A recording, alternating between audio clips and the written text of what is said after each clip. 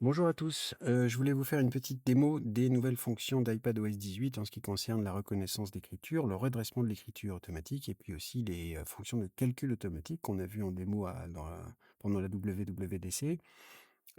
Donc ça fonctionne avec, un iPad, capable de recevoir iPadOS 18. Ici, il est installé dans sa première version bêta publique et puis un Apple Pencil. Donc là, j'ai l'Apple Pencil Pro, mais ça marche avec, n'importe quel, Apple Pencil. Normalement. Donc la première chose, c'est le redressement de l'écriture. Donc par exemple, je me mets à, écrire, heu, quelque chose,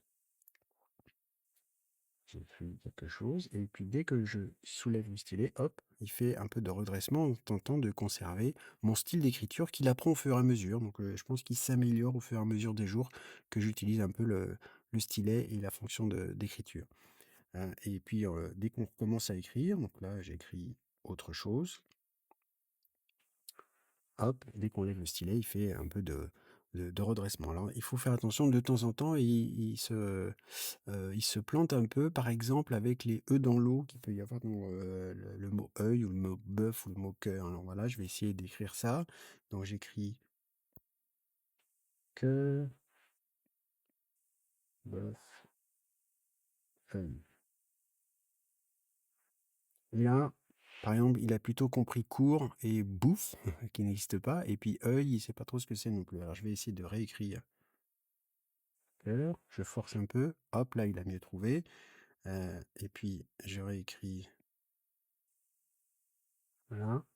Et puis là, il garde pas le «e» dans l'eau. Et de temps en temps, il nous fait un truc aussi un peu bizarre où il fait un pataquès que j'arrive pas à refaire. Je pense qu'il apprend quand même au fur et à mesure. C'est pas mal, ça vous voilà, vous serez prévenus. Alors autre chose, c'est la fonction de, calcul automatique. Alors je fais, une première liste de chiffres et puis on tire un trait en dessous et puis il fait le calcul automatique. C'est pratique, notamment si vous êtes comme moi, adepte du Scrabble sur plateau et puis que vous prenez les scores au fur et à mesure, sur un iPad. Il suffit de tirer un trait en dessous et puis ça fonctionne tout seul, il fait le calcul. Sauf qu'il faut de temps en temps faire un petit peu attention aux calculs qui sont faits. Je vous montre.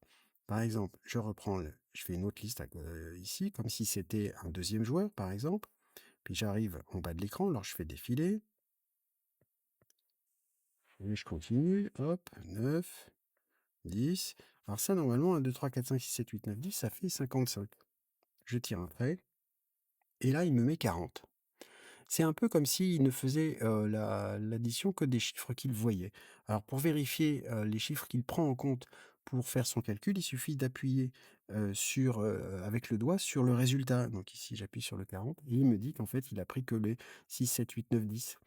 Et donc, il n'y a pas tout. Alors, je sais pas trop comment je pense que c'est un bug de la version bêta,